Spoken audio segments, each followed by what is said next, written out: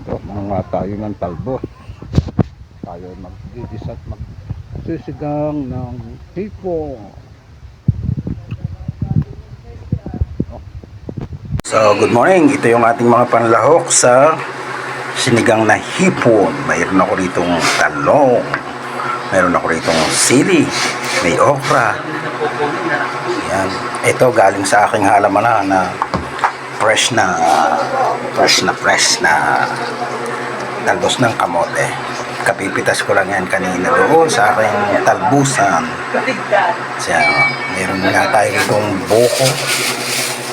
Meron tayo ritong mga halaman. Yan. So, mamaya luluto na ulit sila galag. So, ito nga, may today vlog naman. Kahapon ay atay, tapos suso, tapos broccoli. Ngayon naman, may dala yung anak ko na hipon. Ito naman ang aming lulutuin. Sisigang naman namin. Ang lalaki ng hipon ni JJ na dala. Kaya meron akong talbos ng kamote at saka meron kaming mga biniling gulay ni Mami kanina. Ang hahaba ng kanyang sipit. Hoy! Sarap nito. So yan naman ang aming ulam for today. Lalaki ng sipit. Sik.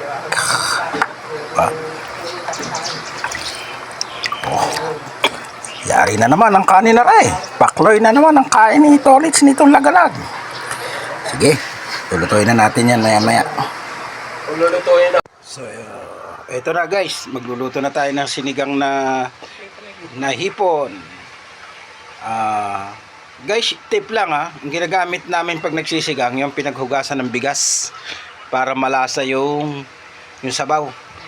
Kumbaga yung hugas bigas, hinugasan mo yung bigas, tatabi mo yung tawag dito, sabaw. Yun ang gagamitin mong pansabaw sa sinigang, kahit man yan isda, kahit yan ni baboy, kahit na hipon. Kahit basta sinigang, mas masarap kung yung pinaghugasan ng bigas ang inyong gagamitin. Ano? Okay. Antayin natin siyang kumulo bago natin ilagay si hipon. So, ito guys, nailagay ko na yung mga hipon niya. Kasi kumulo na siya. Antayin ko ulit siyang kumulo. Titimplahan ko na siya. So, ayun na siya. Sabi nga ng asawa ko, sabaw lang pwede na. Sabaw na lang uulam namin. Ayos na. Diba? Sa kaldero pa yan na matanda pa sa humukay ng ilog. Luto. Timplahan na lang natin siya ng pansigang. Antayin natin uli siyang kumulo. Yung ready to eat na kami. Yan ang aming ulam. Meron tayong sausawa na kalamansi. Sasandukan mo pa ito. Pati siyabo. Dito. Ang aming chibu. Kain tayo guys. Time to kain.